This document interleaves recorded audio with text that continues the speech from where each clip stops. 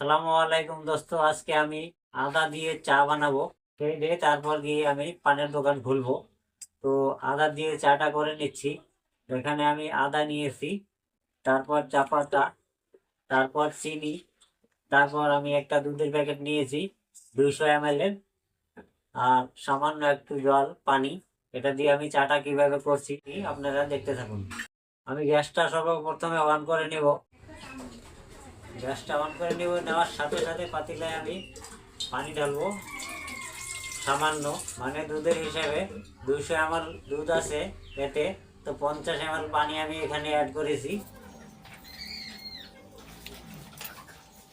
দুধটা ঢেলে দিলাম পানি গরম হওয়ার আগে আগে।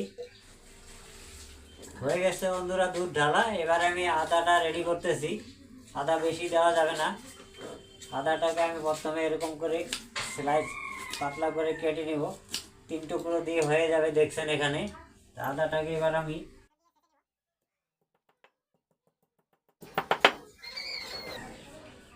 দোস্ত এইভাবে ছেঁচে নিলেই হয়ে যাবে আদাটা। আগে দুধটাকে একটু ভালো করে গরম করে নেই। চামচ আছে আমার কাছে, দুধ গরম হয়নি এখনো। গ্যাসটাকে আমি হাই ফ্লেমে করে দিয়েছি যাতে তাড়াতাড়ি দুধ গরম হয়ে যায়। চাটা করে খেয়ে আবার গিয়ে পানের দোকানটা খুলতে হবে। যারা জানে না তারা করে কি বন্ধুরা, কি দুধ গরম হওয়ার আগেই চা পাতাটা ঢেলে দেয়, তারপর চা পাতাটা আর ফোলে না ভালো করে। তা আমি ভাড়া ঘরে থাকতে থাকতে চা করা শিখে গেছি। আপনারা দেখুন দুধ গরম হয়ে গেছে। এবারে আমি চা পাতাটা ঢাললে চা পাতাটা ভালো করে ফুটবে, রং ভালো আসবে চার। তো এবারে সর্বপ্রথমে আমি দুধের মধ্যে চা পাতাটা দিচ্ছি। ছোট চামচের 3 চামচ, যেহেতু আমি বেশি কড়া চা খাই না, আমি লাইট চা করব এটা। তো আর একটু সামান্য চা পাতা দিয়ে দিলাম। গ্যাস ফ্লেম স্লো করা হয়েছে। এবারে সামান্য এভাবে চামচ দিয়ে নেড়ে চেড়ে নেব, কালার আসুক।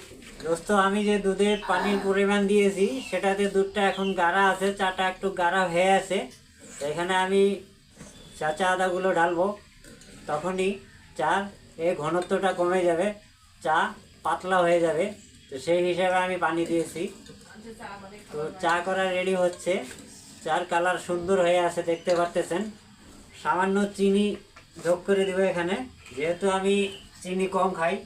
তো বন্ধুরা দেখতে পারতেছেন, ও কম করে নিব যাতে চা ফুলে উপর দিয়ে পড়ে না যায়। ধরেন এখানে 2 কাপ চা হবে, এই ছোট চামচ দিয়ে আমি 3.5 চামচ দিয়ে দিলাম, কারণ আদা দেওয়ার পর এর মিষ্টিও কেটে যাবে আর চার ঘনত্ব কেটে যাবে, পাতলা হয়ে যাবে। তো 2 কাপ চার মধ্যে ছোট চামচ দিয়ে 3-3.5 কাপ চিনি দিয়ে দিছি, একদম ছোট চামচ। আদাটা আগে দেওয়া যাবে না, আদা আগে দিলে হয়তো চাটা ফেটে যেতে পারে। অনেকেরই এই সমস্যা আছে, চা করতে করতে দুধ ফেটে যায় আদার চা বানালে। আদাটাকে আমি শেষ মেশে দিব, তাতে আদার ফ্লেভারটাও সুন্দর থাকবে আর চাটা খেতেও মজা হবে।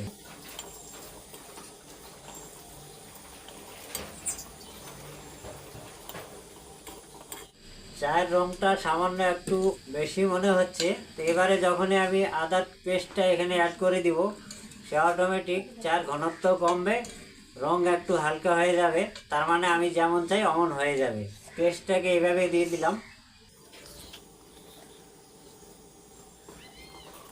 এবার আমার চা রেডি হয়ে গিয়েছে। আদার ফ্লেভারটা একটু ভালো করে মিশে যাক। চার ভাব নাকে আসছে, আদার ফ্লেভার চলে এসেছে। মা এমন করে চা নিত হাতে, মিঠা টিঠা চেক করার জন্য এমন করতো হাতে নিয়ে, আমি তাই করছি। এইভাবে একটু টেস্ট করে নিচ্ছি বন্ধুরা, একদম আমার হিসাব মতো। তো বন্ধুরা দেখছেন, এবারে আমি চাটাকে ফিল্টার করে নিচ্ছি। দেখতে পারতেছেন, এই যে আমি এখন ঢেলে দেবো কাপের মধ্যে। দেখছেন চা দেখতে কি সুন্দর, আর উপর দিয়ে ঝাঁস এসে গেছে। ওয়াও, হয়ে গেল বন্ধুরা চা করা। দোস্ত এবারে আমি টেস্ট করছি, দেখছি কেমন হয়েছে।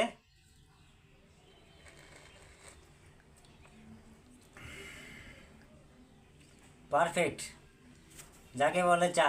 আপনারাও বাড়িতে এভাবে ট্রাই করবেন। দুধ ফাটবেও না চাতে, বেশি ঘনও হবে না, এবং স্বাস্থ্যকর চা হবে, মাইন্ড ফ্রেশ হয়ে যাবে এরকম করে চা খেলে। তো এবারে আমি চাটা খেয়ে নিচ্ছি, পরবর্তী অন্য একটা রেসিপির সাথে আবারও দেখা হবে। আজকে এ পর্যন্তই। আসসালামু আলাইকুম, আমি হান্নান।